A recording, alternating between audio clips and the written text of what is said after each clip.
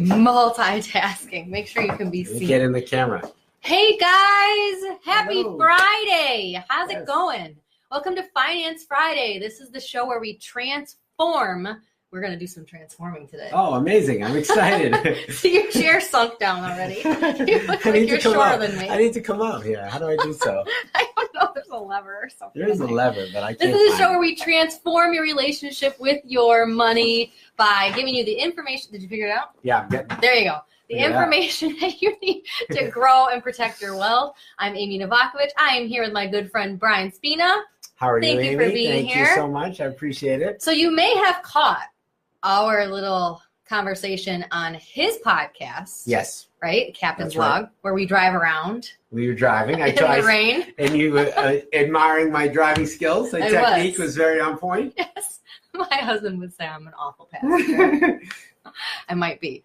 But so definitely check that podcast out. You just do it every day. Every day. Every day. How do you do that? I just go. That's it. I just do it on the fly. Captain's Log. Check it out, definitely. Follow us on Instagram. We are live on Instagram right now as well at Nova Wealth Management. Check out our website for all our other social media, novawealthmanagement.com. Excellent. But today, what are we talking about? I'm scared we didn't now. even talk about Built it up so much. I'm just nervous now. My God, I'm going to make all this money, though. I'm excited. I want to know all my secrets. I want to know your secrets. I want to be trade secrets. Yes, for business. Okay, go. I'm here for you. So, when Brien Spina graduates high school, where do you go from there?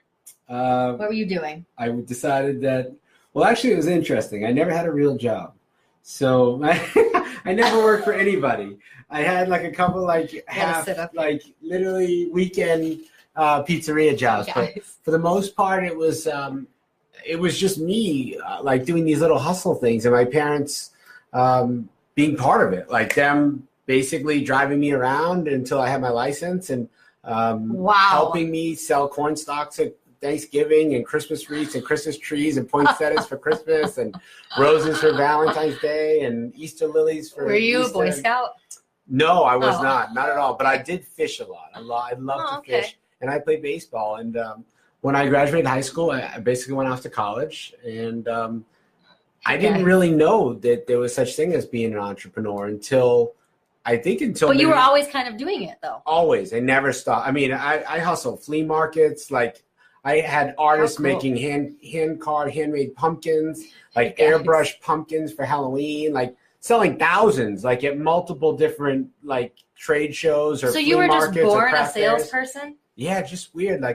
And my parents were in the florist business, so I just kind of always picked up, little side hustles. Like I said, I mean, we came across this airbrush artist that made these mini airbrush pumpkins, and Teenage Mutant Ninja Turtles were popular. Yeah. Every popular theme movie or whatever, they would airbrush these pumpkins, and I would just go. You would go sell them. Sell them. That was just. So you were crazy. This runner that would go sell everywhere, and then for that is so funny. For Christmas, so cool. I would take all the orders in school, and the teachers would put in their orders for Christmas wreaths, for poinsettias. Yeah. For swags on the doors, Christmas trees, and I had a caravan, and I literally would take all the orders to each school, and the teachers would come out with their little list, teachers, and I would just say okay, you owe me $80, and here's your and package. That's how you made money. And that's what I did. So I did that all the way till I got to college, but right before college, I actually started a new business where I sold airplanes inside FAO Schwartz. What? And that was really interesting. You remember the movie Big with Tom Hanks? Yeah. So I sold these airplanes that you throw and they come back to you. Right. And because I was kind of a younger, Are you guys listening to this? Is this even real? I could throw this pitch. It was pretty amazing because I went from walking into FAO Schwartz, having my own business. I was literally my own entity inside. I had a cash register that was in the back of the warehouse. I pulled it out. I pulled out the stanchions. I set up my little station. I was an independent contractor. I paid them a commission to sell my plane, and I did not rent the space.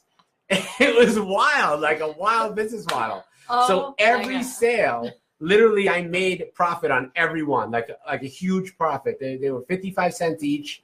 and I sold them 2 for $5. And after splitting the money, I was still making like $2.10. So this is where you really learned, like, wow, I could, it's amazing, because I was making more money doing much. that in high school and college than my sister was as a teacher, full-time in Manatee. Wow. Yeah, at Manatee Elementary. So then what was your first, like, was this kind of your first business? That was my first thing, but it got better because F.A.O. Schwartz was a good gig. But it just so happened that 4 miles down the road was the Museum of Science in Boston, and they started an aeronautical exhibit that was traveling around the country to all different museums. Holy cow. The aeronautical exhibit needed something like me in their gift store. They needed an airplane. So they came a few miles down the road to F.A.O. Schwartz and said, we need to have this product at the gift store at the Museum of Science. And I was like, I would love that. And within 1 week, it was the #1 product in the museum. I flew. That is so cool. I flew it every Saturday and Sunday. I was only there 2 days a week, and I took in the orders. You just killed it. Yeah, it was amazing. Like, so did you kill it because you were good at what you were saying, or because you just worked nonstop? Both. I mean, it wasn't necessarily. And you're just not afraid to hear no. Yeah, I mean, it's just a straight hustle. Like, you just get the airplane. Yeah. You can. I could see every person walking towards me. In my mind, I already know. Like you need an airplane. Yeah, like one out of those. You need two or three are gonna buy. Especially like women who I knew had kids, stocking stuffers. Like I had a line for every single thing, and the product legit was amazing. So cool. So it really worked. Like, it wasn't a scam. You threw it like a boomerang, and it came back to you. Yeah. I still, to this day, have like cases of them in my garage. You have them? Because I have kids that would. Yeah, I have them in my garage. I'll pay you $5. It's called the Dipper Do. Mike Stone, he was a World War II flight pilot, and he invented this boomerang plane. It was called the Dipper Do stunt plane, and they were made out of paper for years. And then at one point they switched over to polystyrene, and that's when it took off. Everything took off. Yeah, but it just looks like this in the package. You can't this is what it looks like. There's zero curb appeal. Terrible packaging, terrible product. When you open it up, though, and fly the airplane, people are like, wow, what is that? How and cool. it just, so they will never sell, they had them on the shelf, just sitting there. You'd sell 2 maybe the whole week. I would go in and sell 300 every day, at least. Holy cow. So you made more money than your sister being a teacher. Yeah, from the age 16 up. And how many hours a day did you have to do it? I'm 6 hours a day. That was it. Wow. 2 days a week. 2 days a week. Yeah, I would sell 300 to 500, 500 sales during the holidays. So what do you say to kids that want to immediately they have to go to college? Right now, I know you went to college, very torn because I did go to college. I probably would not have gone to college if I didn't play baseball. But I played baseball in high school, started getting a lot of opportunities to go play baseball in college. And I said, wow, I actually was a terrible student. I had so many other things. I didn't carry a pen. I didn't carry paper. I never read a book in high school. I literally just went to school to get through it and get out. That was my whole plan. Just to check a box. Because I was always I'm just going to check that box. Diploma? Yeah. Yes. Correct. That was it. So going to college was really a whim. Wow. I was probably the last person. Yeah, I graduated in 4 years. It's just I just went and was like, all right, I got next. What did you graduate in? I have 2 degrees: psychology and criminal justice. Psychology? Yeah. Oh my god! And so my dad said my brain was brand new because I'd never used it before, but I have ADD as well, so I didn't know. I was struggling. I would struggle. Yeah. But I would buckle down and study. But then, of course, I have my gig in college where I was the party maker. So I would finance all the parties, and then, of course, it was money coming in, right? Wait, so you financed the parties and people would pay you back with interest? Well, no, I would finance the party, but then I would get the door. You would get the door. So it'd be $5 to get in or $8 to get in, depending if we had a DJ or whatever. So you would finance it, but you would make the profit Absolutely. Off of the door charges. Yeah, so every weekend, oh my gosh, the parties you guys, got bigger share and bigger. this out. I know a lot of people are going to watch this on the replay because we're in the middle of a work day right now. Yeah. But seriously, anybody that's on, share this out. This guy, you are so. It started when awesome. I guess it started when I was 10. The first time when I didn't realize that that was a thing. My parents were blown away because they sent me to camp, basketball camp with money. Yeah. And then they're like, well, you just had money for drinks. How did you get? I said, no, I bought pizza. And they said, well, how did you buy pizza the next day? And I said, well, I ate my pizza and I sold the rest and I got my money back. And they were oh my god! And they were like, "What the heck? What? They didn't get that. They didn't you sold the rest of the pizza." I said, to me, it seemed totally normal. Why would I not sell the pizza? So you're just trying to literally get value out of everything you do. Like, oh, I didn't finish this pizza. Instead of putting it in the fridge, I'm going to resell it. Yeah, that's how I was. I don't know why. It was just a thing. Like, do you know what is so funny though? I always tell people, like, every dollar that you make, it needs to do something that's memorable. Like, make your money memorable. Yeah. I always tell people. And what about when they pick up a penny on the floor? Or there's a dime or something, and people are like, oh, it's only a penny, I'm not picking it up. You don't pick it up? I pick up every one. No, I do. And you know what they say? It's heads up is bad, tails. It's bad. No, I say heads up is good, tails is bad. I pick up every one. Yeah, it's because you know why? It's a penny. Yeah. Like it's another penny. It's still a penny. I don't care if it's a bad juju. It's like a good penny. I have bad mojo. Can take it and make it good. Yeah. And make it so I always pick them up. Do you know, like, probably eventually we will go away completely from coins? I think so. Why are we going to need coins? Yeah, I agree. Anyway, but I don't think anybody even cares about coins. Like, you go to a restaurant and the server literally will get, like, the servers are giving you their change back. They're like, just make it even. Yeah. How about when they give you less? And it's like, no, you round it down. You need to round it up. What's up with that, right? If you're going to round it all, round up. What's up with that? I don't know. I don't let my staff do that. Well, it's because they're keeping the tip. Yeah, I don't want them. If I'm owed $33.33, like, don't give me $33 back. Yeah. Give me 34 if you're going to round up. Do you think they know how to count coins? Not many. I don't even know if they're taught how necessarily past like first grade. No, I don't think so. Because I have 2 kids. I have a kid. Right. I have 10 and 12. 12 and 13 now. 12 and 13? Yeah. She's 12 going on 22. Yeah. She's killing me. That's Beyonce. She's killing me. Killing me. And how do you deal with that? A teenage daughter. I'm like, so like when she like Mr. Dad. I do everything. Does she want to date yet? She's trying to hustle me tonight to go to a movie. And she wrote, I will read this. Yeah. This is my 12-year-old daughter. Okay. On her plan tonight to go to the movie. Totally impromptu. No, she doesn't know. I didn't know I was going to read this. This is my message from her starting last night. She says, hi, Dad. We're still working on the movies. Our friend Dylan wants to come. He's just our friend, I promise. All capitals. And if anything at all, Quinn likes him. But he doesn't like her. So, like, don't worry. And if you say he can go, his mom is going to text you. I don't know. The movie is still looking good, though. But we'll tell you what time. We want to go see Us at 7:30. Paragon. Is that okay? And what did she say? Well, then, so Dylan likes you. X-rated, R-rated movie, not happening. She's like, yeah, but everyone's going to ask their parents. Oh, she is good. She wrote me another one yesterday where it says, Dad, I really hate this class. Dead ass. She's dead ass serious. I go, oh, you're dead ass that you don't like school? Really? Really? Well, let me tell you about that. And I just went off on her. I won't tell you the rest I wrote. I think I've been there. 12. Yeah. It's a struggle. The struggle is real. Snapchat's killing us. Do you ever take away her cell phone? I do, but not as much as her mom. Oh. Her mom is evil. Takes it away literally. Why is that evil? Takes it away every second. Oh, every second. Mostly it's so that she doesn't communicate with me. No, but if there's like really bad attitude or lying, like, don't you think it should get taken away? Or yeah, I do a lot of I do stuff, but like I'm always like the cool dad, so I have all the plans revolve around me. Yeah. So then I just take those away. I see that. So then I just take them away. So like you might have your phone, but I might literally like shut off the internet and shut off like all connection to life. You can just use it to call somebody if you want, but don't. So it's like kind of like teasing her. Because I have the VPN. Like you can have the phone, but I'm gonna shut off the internet. I have a VPN set up on it so I can control the whole thing. Nice. Yeah.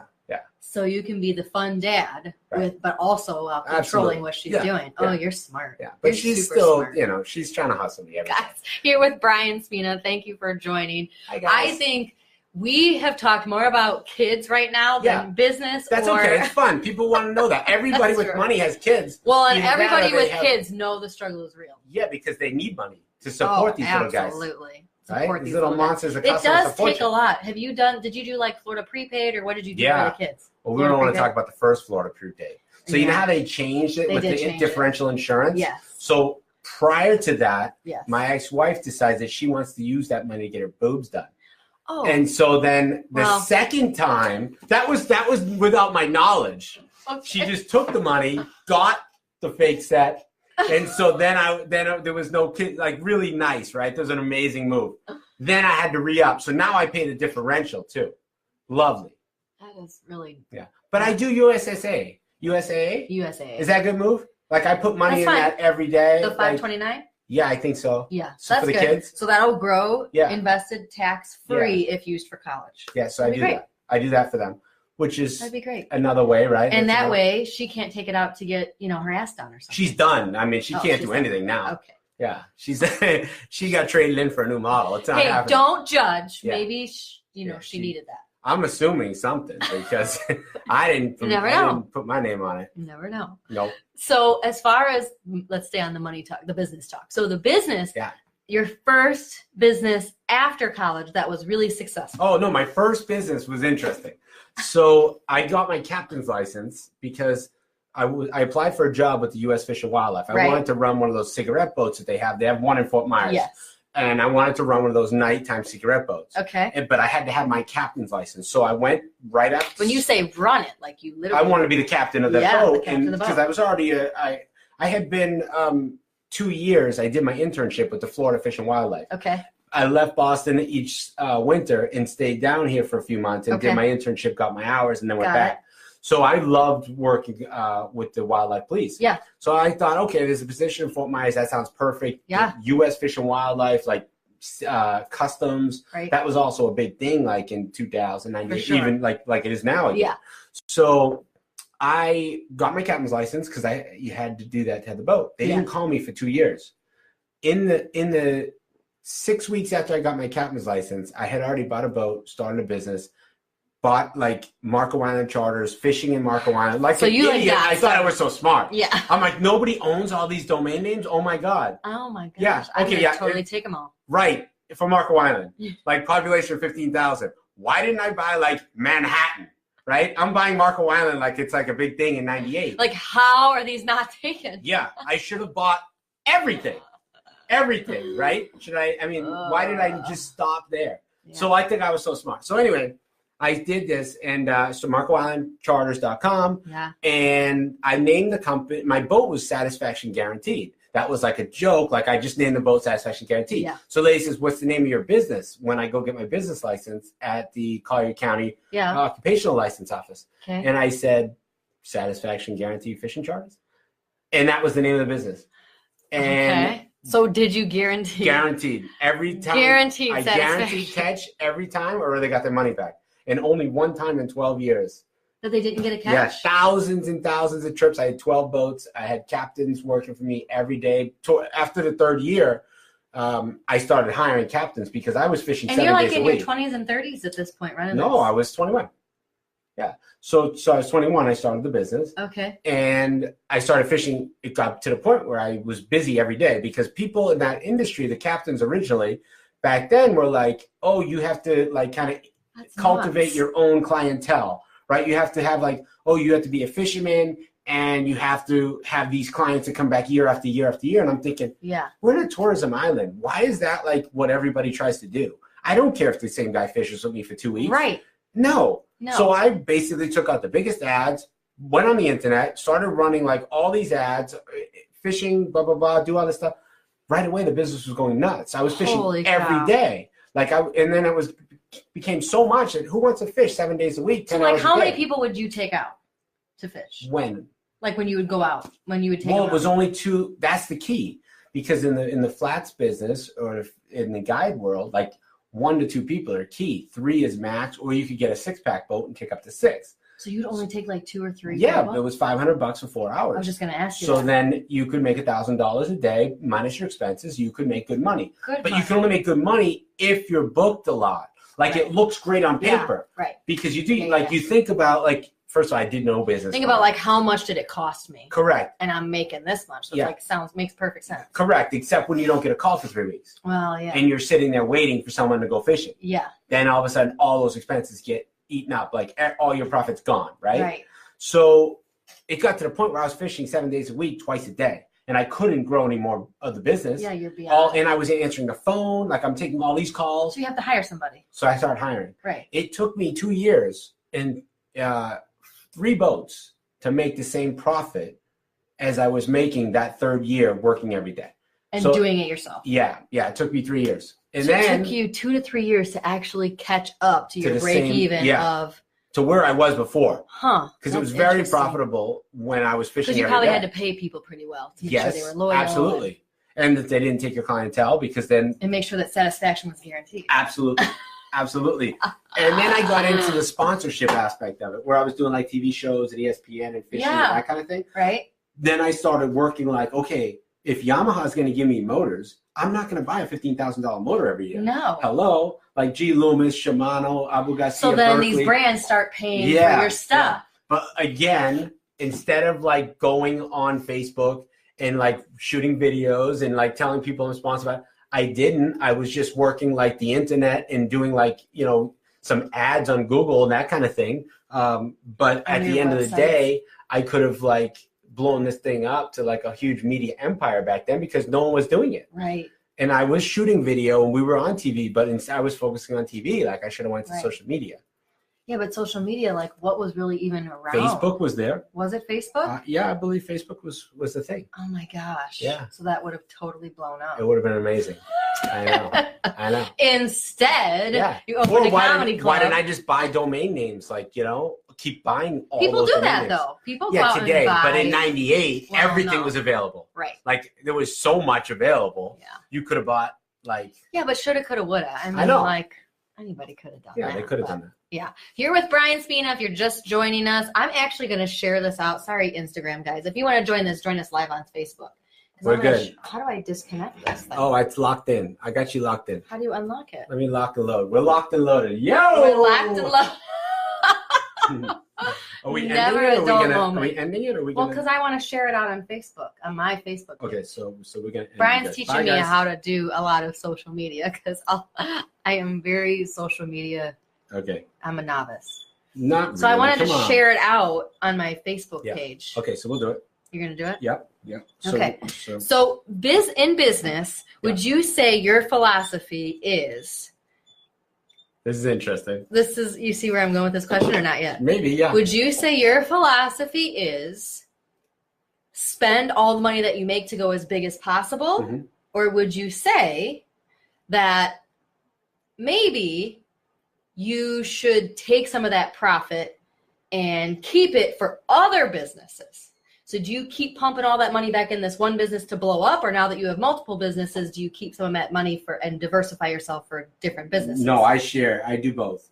I do reinvest and spend more. And I feel like I always keep putting it back in. But I also go and I constantly try to create something different. So you do both. Yeah. But I mean, like business owners out there, like I have a lot of people that watch like, the Grant Cardones of the world and like to just spend all that money like in their business. And they don't know when is a good idea to say, okay, I've put enough into this business. I should branch out into this business. I never stop branching. That's my problem. You're just constantly branching. I'm all gas, no brake. I go. All gas, no brake. So hashtag all gas, no brake. So if it's like, oh my God, yeah, I'm buying a lot of marketing. Like I'm constantly hiring graphic designers. I'm like, why am I starting a marketing company? Oh, God. So then I do that.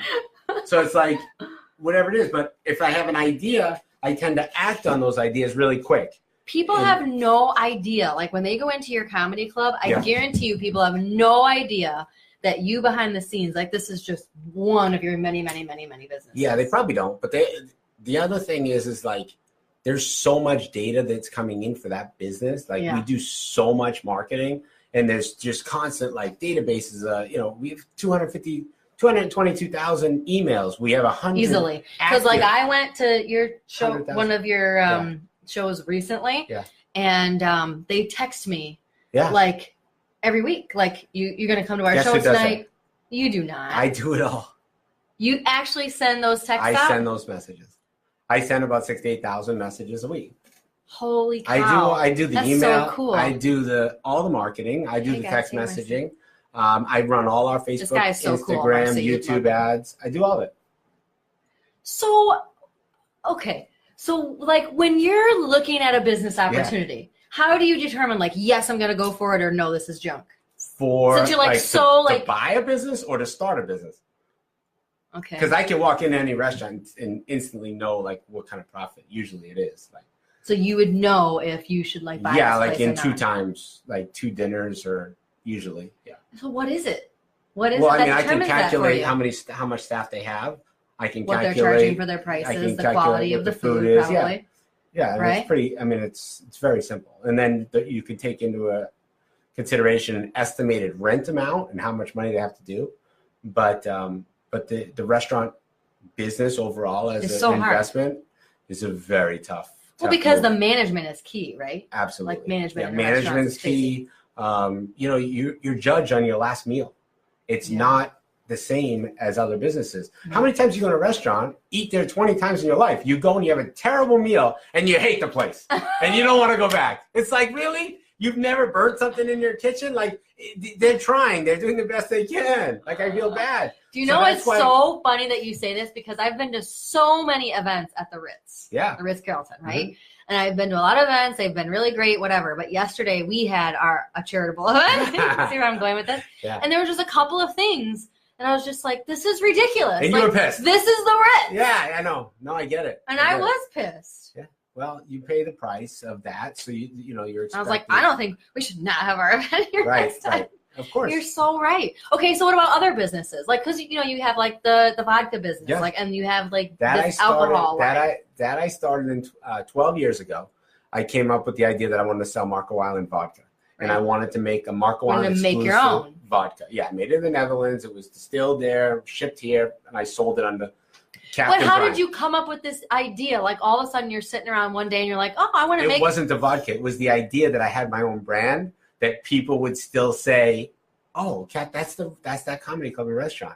That's what I want to do. Oh, yeah, remember that place? So the more I just put the name, I put it out everywhere. Okay. Fast forward 12 years, social media, my podcast, Instagram, Snapchat, everything else. I'm like, hey, if I posted a picture of 12 years ago today on my timeline that I had a vodka, and freaking everyone was messaging me, dude, you used to have a vodka? What the heck? Why don't you have one anymore? I'm telling you. So I freaking pick up the phone. I go on the internet. I start looking, blah, blah, blah. I want to create my own vodka. How do I create my own vodka? Well, 10 days. Do you ever think about being like a business consultant for people? I get asked. You probably get asked all the time. Can you help me grow my business? Should I do this business? I get invited to go to 12 lunches a week. Like 12 times a week, I'm invited to lunch. Because wouldn't you want to pick his brain? Like I. You want to hear a story? Yes. So this is the worst. Okay. It's good and bad. So 2 weeks ago. Yeah, maybe. Okay. So 2 weeks. You tell me. 2 weeks ago. Now I'm not kidding. I get 12. Probably between 10 and 15 invites for lunch. Let's talk about lunch. Let's go to coffee. Hey, I want to talk to you about this idea. I want to do that, right? How many can I take, right? I try to do, I like them. I enjoy them. And I've had success in some of them. And I've hopefully helped so many, right? But it's never like they want to help me. It's always like I need to help them. Totally. So I'm totally okay with that. And I enjoy that. And I appreciate that people ask. Yeah. So I came up with the idea, wouldn't it be cool if I sat down one-on-one with each one of my employees and had lunch with them? Okay. Like lunch with the captain and tell me, what's your goals? What do you like about our company? Yeah. What do you hate about our company? Yeah. Where do you see yourself in 2 years? Where do you see yourself in 6 months? Blah, blah, blah. I'm paying for lunch. All you have to do is sign up. All they have to do is just be open too. I send out the email to the 68 employees, crickets. Nobody took that opportunity. Not one employee. What? Decided that they were going to have lunch with me. So I'm pissed. Did they get the email? I wrote very clearly, hey guys, I want to take this opportunity to say that, there's a lot of new staff coming on. Did you ask people if they got the email though? So then I'm like to my general manager. Because that's shocks me. Send. Like, dude, what is, like, seriously? Are they serious? No one What is wrong with our people? Nobody wants to sit down for a raise. Nobody wants to talk about, like, future in the business. Like, they don't want to be part of anything. No. And I get 2 responses. Okay. First 2 come in. Both employees that got fired already. I'm like, this is not an open discussion of how you're going to come back to the company. You were terminated by my management. For a reason. And I'm not have anything. I have nothing to talk to you about. Oh my God. So then I change the subject and I go, all right, this is what you're going to do. You're going to post a calendar on the wall with 11 o'clock, 11:30, and 12 o'clock lunchtimes every day of the week for the month of April. Okay, like just in case they didn't see the email. Correct. This is going to be a sign-up sheet so, that is in so front of starting their face. next week, I have 5 so Okay. far. So see, maybe it was just the email. You think? I do, because I don't think a lot of people check their email. Or wrong. You should. That's a good way to cover. Only problem I'm is not covering. I'm just email brainstorming. and text message both at the same time. Oh, you text. Blasted everyone at the same time. Oh, the texting. Yeah, there's no excuse. Yeah, you can't. And they have to because that's how they get their schedule. I use Schedulefly. So it came from the same address that you used to schedule. Yes. And instead of sending out a schedule, I sent a mass message. I hit email and text. So I blasted them twice. Crickets. I was upset. So now the sign-up sheets, though, now you have 5. I have 5. We'll see. But how you had goes. to beg for it. Yeah, it's too much. I think that is an awesome opportunity. Yeah. But let me ask you this. Do they know, seriously, when you work for a big corporation, you don't even necessarily know, the head person. I would say. Do they know how involved in them, other businesses that you are? 60% of them, 50% of them would know that. The other 50%, maybe not. Are you being... Maybe I'm totally too jaded. assumptive? Yeah, maybe I'm totally just making that figure up, and it's probably nobody. Yeah. They probably don't know anything. No, I know. Do they know? I have a core group of employees that have been with me 5 to 10, 12 years. So do you go into the comedy club? Mm-hmm. You do. I work usually in the morning. I'll be there any day randomly from 7 a.m. to 3. Okay. In and out, whatever, and I work. I'll do my marketing there. Sometimes I don't. Sometimes I literally work from my home office so I can get, because I'll set up crazy man, 2 computers, and because this computer, the fastest you can get, right? The fastest Mac, the best laptop, and doing something here. It's not fast enough. Yeah, so I'll have to use both, and that way I can get a lot done. Especially if I'm if I'm rendering videos or if I'm doing email blasts or campaigns that I have to do some graphics. Yeah, I just can't take it with one. You can't take sitting and waiting. No, not while it's updating or uploading. For any of Brian's employees that may see this, sign up for his lunch. Right, exactly. For crying out loud. I mean, what is wrong with you? Really? I know, right? Jeez. I think it would be great. I think it would be nice. To pick your brain and just see. I didn't even say I was going to film it. But now I might. I might just put them all on camera. I'll have to have them sign a release and they get the lunch. Now they're not. No lunch. No lunch for you without signature right here. Yeah. And then I'll go live and I'll just talk to them. Why did it take you so long to sign up? I don't understand. I'd be so curious. I'm going to ask. Is there a demographic of your employees? Are they mostly younger? Are they mostly going to FGCU and working? Is there a demographic? We have the gamut of some of the younger folks are really yeah, I mean, we have 15-year-old kids that are bussers and, food runners. Yeah. All the way up to, I would say probably mid-60s. Do you think it's possible graduating in psychology? Oh, Janine Vero just emailed me. Hi, Janine.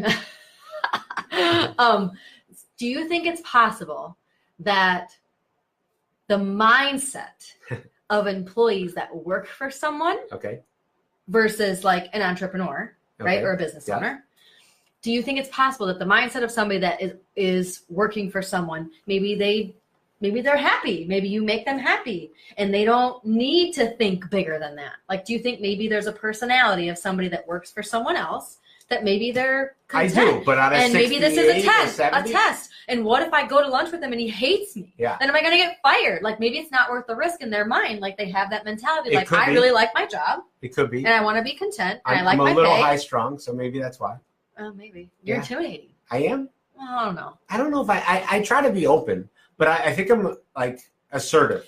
Well, you certainly speak your mind. Yes. And you're going to call somebody out. Always. So totally maybe you're not intimidating, but there's certainly maybe a little nerves with it. I probably I do my my presentations to the staff are very fun. They would be fun to video. Yeah, I do. Why don't you? I've done a few. I have done a few, but I think that then I tone it down a bit. Turn it back a little bit. Yeah, but it's it's on. When I teach, like I'll teach sales or whatever, like selling or upselling or like introduce new ideas or products or what we're doing next. Like I'm pretty like. So what is next? At the club? No. Like what's your next thing? Well, I mean, I just signed a deal. I'm getting ready to sign a deal with 180 stores with ABC Liquor. And they called yesterday and said that my products are approved. Holy cow. So that's going to be really good. 180 stores. There's that new ABC going up. Did you know that they're the largest independently held liquor store chain in the U.S. and they're only in Florida? I didn't know that. They're only in Florida? Florida-based, that's it. They're privately held, and it's the largest. Wow, I guess that might be 178 units, yeah. It's pretty wild. Wow, that is wild. So I've been trying now for quite a while, and then yesterday they called and said, hey, look, you got approved. They want to know some ins and outs. They're writing up all their point of sale because they're going to roll it out. When you get into like an ABC, so do you have to sign like I won't go into Total Wine or no, do you have to, don't? But what rumor has it is or that if Publix, I've already applied to both of those. You need a Costco size. I've already tried. Costco doesn't deal with my current distributor right now. Oh, okay. So we're having a problem with where they like the product. Sam's? Same thing. Both don't do my distributor. But, I'm like the new guy on the block. So I now have 3 distributors. And hopefully, like if I can land one of the major, massive ones someday, that's going to really be like a bigger opportunity. Because like who has a brand and then all of a sudden they have a distributor? I just got lucky that like one wanted to take me. Yeah. And then it was sold so well, like the other distributors in the market said, say, like, why are you like you're on the shelves everywhere here? Hey, can we get involved? And then it's kind of gone like that. So this is a huge success. I don't know if it's a huge success, but luckily going it's that way. I mean, ABC, hello. That's gonna be great. That's gonna be great. So what's one of your bigger business failures? Oh, I failed miserably at the Performing Arts Center. It was just doomed from day one because. So why? Like, what made it go bad? It started off. Hey, what's up? It started off bad with the loan that was backing the property that I did was just a complete disaster. It wasn't structured right. It was actually based on a project that we weren't even building, and because the bank waited so long on getting the loan done. I don't like banks too much. The worst. So literally like SunTrust just rushed it through, and it wasn't even like the proper loan. It was crazy. Oh no. Yeah. So then do you learn from that? Like what do you take away from that? Like it's not a failure. No. Like I say the word failure. Yeah. But it's like, so what do you take away from that? Like what do you know? I learned more in those 2.5 years than probably the previous 10 because I was on cruise control. Like everything I touched was gold. So you could be like your own, like you could be like the Brian Spina Shark Tank and have people like come to you and pitch their ideas and you could totally be like, I think that's cool. On a daily basis. Every day. You already do it? Yeah, every day. So if you guys have an idea. It's pretty interesting. Like I do. Like people constantly pitch every day something. I bet. Well, because people pitch to me. Right. And like because I talk about money and I talk about business, how to invest in business and things like that. But I mean, if I get pitched, you for sure get pitched. I get pitched. And I think a lot of times maybe they don't even pitch me as being part of it. They just want to know opinion. What do they think? Like we're doing this or we were thinking about doing this. Yeah. I talked somebody out of something terrible decision last weekend. Oh, did you? Yeah. Somebody wanted to get into the florist business. And I'm like, you want to sell flowers, the most perishable thing that my parents did for 50 years? It's the worst product you could ever sell. I was like, there's no upside to that business. Like you put it on the shelf, it dies, right? If you don't sell that product, you don't make any money. You just lost it's a terrible business. There's nothing else that you can do. You have Home Depot and Lowe's and Publix. And those guys are all in that business. Yeah. Why would you want to compete with any of those? Or like a 1-800-Flowers is so big now. Absolutely. Yeah. So I mean, like when you talk to people, when they pitch you their business idea. I tell them the truth. Sometimes they don't like to hear it. So like what if like a services business? So like not necessarily a product, but like if we have, like for instance, we'll have a lot of people in real estate and they offer that service, or they are a photographer, or they're in consulting, or like they offer a service. So like when you are going to give advice to somebody about offering a service, like so what's your advice what's a good tip that you would give somebody that's going into a service business, not a product, but like, I'm going to offer this service. What should I do? Like, what should I do or what shouldn't I do? Like, what's your number one thing? You need to respond to the customer. The very strange part of service industry is, how many times have you called a housekeeper and not gotten a call back? Oh, wow. How many maintenance for your pool, your landscaping? Like, return the call. The landscaping? All that you have to do is be available. Oh, that's so true. Take that's the call worst. And show up on time and do your job. I don't think it's a genius. Like, there's no specific recipe to make it work. No, you're right, though. They will all work if you I had a guy come to my house, and we were going to drop thousands. We were going to landscape like the whole front of we were going to bring in big trees and all this stuff. He came out to give us a quote and never came back with the never quote. Came back. And I call him. I'm like, look, hey, like, why are you just chasing somebody for money? Like, why? I want to give you money. I freak people out. Like, I would have left that meeting and done it in the car. You would have had an email by the time you got back. You need to start landscaping. That's what I do. Business. Like, I do stuff like that. Like, I'll just literally do it right then and there. You need to start a landscaping business. That's your next thing. It is. Or like services. The pools, the lawns, all of that is like kids nowadays. Still wide open. It is. Yeah. But kids nowadays aren't learning like a trade. So like plumbers, electricians, roofers. Like I have clients that do all of these and they are making millions. Yeah, of course. So I tell like younger people, like if you really don't want to go to college, parents, it isn't the worst thing in the world. There's easy ways to make multi-millions, like just in that service industry, because kids aren't doing it now. Like it's like a necessity now that every kid gets out of high school and has to go to college. Yeah. Whereas like me, I don't feel that way. It was like, are you going to go to college? Right. And nowadays, when you talk to parents, it's like, so what colleges are your kids considering? Like, it's just an assumption. Yeah.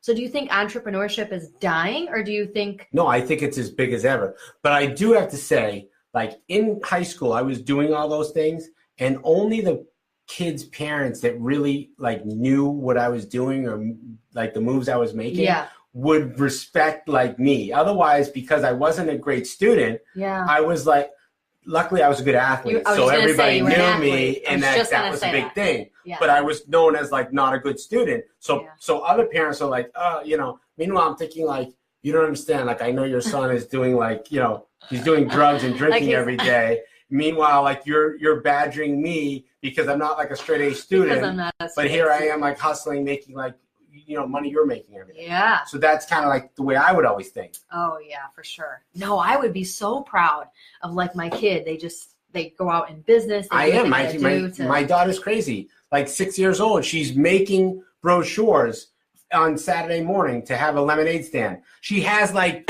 a stack of brochures. She's like, Dad, I did this just like you. Like we're gonna go pass these out. I'm like, you're not going to pass these out door to door. She's like, well, how am I gonna get people to come to my lemonade stand? I want to make money. And I'm like, that's a good move. So you know what I did? What? I started her an online business where she basically when she was 6? Yeah, and she's 12 she now. could have made a fortune. This is what she did. This is the move. So I went on a website called Fiverr. Have you ever seen the website? No. Anything you want in the world for $5. So it's like 5 and below. Yes, but now it's really 5 and up to like 5,000. Like it's a scam now. Not a scam, but it's a racket. Like you could build up like, oh, I have this offer for $5, but if you want this with whipped cream on top, it's 12. If you want it here with cherries, it's another 15. Oh. So you could keep going, right? But for $5, you can get anything you want. Yeah. Okay. So I said, Brianna, if you want to do that, I said, Beyonce. we will start a business where she's 12. So this was 7 years ago. Yeah. You did not hear about this business 7 years ago. This was an idea I had. Right. I said, we'll go on Amazon. Yeah. We'll tell the Amazon people that we're going to open up your products and review them online. Okay. And you're going to get paid for it. What was her product? Because you said every single product on Amazon that a kid would like. So we started reaching out to companies. Yeah. We started our little page. Hey, I'm a children's spokesmodel. Do you have a product or a brand you'd like me to talk about or review on Amazon? Yeah. I'd be happy to do it, blah, blah, blah. Little video with her, right? First week, she gets 7 orders, $5, right? Second week, same thing. Third week, I only have them every other weekend. So we had these orders lined up. It came to a weekend. She had 17 orders, like the 5th weekend. And she's like, I don't want to do this anymore. Oh, no. Well, she's little. She didn't know. Oh, yeah. But 5 weeks, 7 years ago. So she literally she would have been a rock star. Blown up. It was crazy. Like, because she was so cute, too. I would just say, like, Brie, talk about, like, what this is. Like, walk me through it. And she would do the cutest little things. And I loved it. It was a great idea. It was huge. 5 years. It was 7 years ago. Well, I was going to say, you could People still do were it eating it on up, YouTube. Eating it up. This little 5-year-old girl. Like a YouTube channel. Yeah, if she had put her on a YouTube channel. Well, we did everything. We did the Fiverr, but the Fiverr was so good because nobody could touch her. They could just send an email, and I had to get the email. I had to respond. They put the money in PayPal, so she didn't have to go and have a lemonade stand.